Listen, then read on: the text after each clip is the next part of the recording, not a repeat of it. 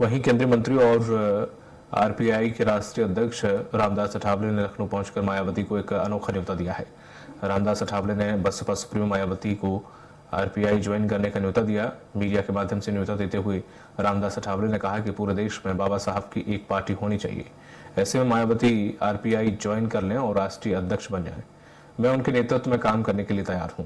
हालांकि बसपा में खुद जाने के सवाल पर केंद्रीय मंत्री रामदास अठावले ने माना करते हुए कहा कि हम बसपा ज्वाइन नहीं करेंगे क्योंकि बाबा साहब का एक ही पार्टी है और वह आरपीआई है। वहीं प्रदेश के मुसलमानों और भाजपा के संबंधों को लेकर रामदास अठावले ने कहा है कि तमाम मुसलमानों भाजपा का समर्थन करना चाहते हैं, लेकिन वह भाजपा में शामिल होना नहीं चाहते। प्रदेश के मुसलमान आरपीआई में शामिल होकर भाजपा को समर्थन करना चाहते हैं।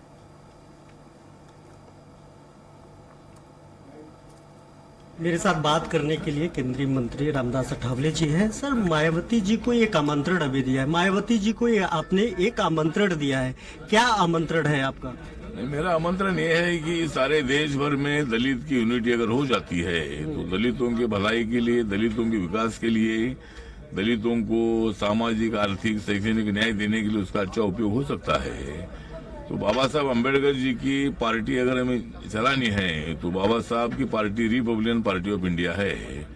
उस पार्टी में अगर आदरणीय मायावती जी आती है तो उनको पार्टी का राष्ट्रीय अध्यक्ष पद देने की तैयारी हमारी है। तो मायावती ने रिपब्लिकन पार्टी में आना चाहिए, ऐसा हमारा न्योता है और हम मिलकर एक ताकतवर पार्टी खड़ी करेंगे और अपने पार्टी के बगैर किसकी सत्ता नहीं आ सकती है, ऐसा वातावरण तैयार करेंगे और आरपीआई को हर जगह पर, हर राज्य में सत्ता में मिलेगी।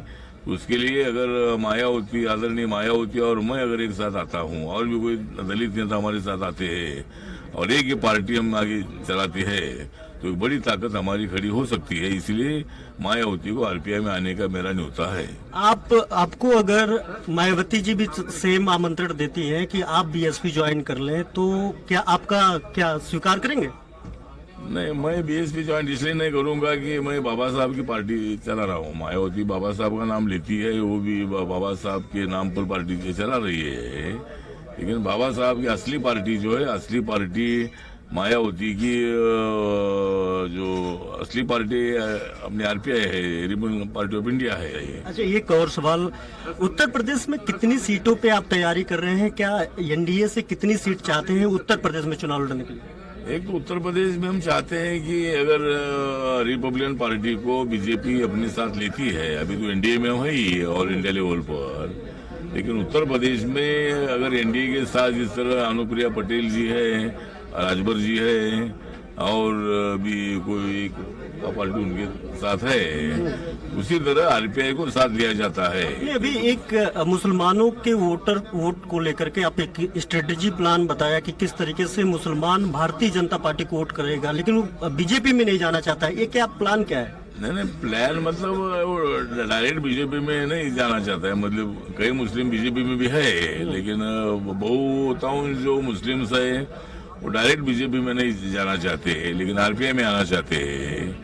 तो आरपीआई के माध्यम से अगर हमको 2-3 सीटें मिलती है, एक आधी दलित के लिए, 1-2 मुस्लिम के लिए, तो जहां बीजेपी का कभी भी आदमी चुनकर आता नहीं है, ऐसी सीट अगर हमको मिलती है तो वहां हम मुस्लिम कैंडिडेट खड़ा करेंगे, एक आधा दलित कैंडिडेट खड़ा करेंगे। बीजेपी ने इसके बारे में निर्णय लेना चाहिए। आज मैं माननीय योगी आदित्यनाथ जी का टाइम मांगा है, उनका अगर टाइम मिलता है उनके साथ भी हम चर्चा करने वाले हैं। दिल्ली में माननीय अमित शाह जी है, जेपी नड्डा जी है, बीएल संतोष जी है, उनके साथ मैं बात करने वाला हूं। और यूपी एक बहुत बड़ा, देश का सबसे बड़ा राज्य है, तो यहाँ आरपीआई को अगर वैसा स्थान मिलता है तो आरपीआई भी मजबूत हो जाएगी और बीजेपी को भी उसका ज्यादा फायदा होगा।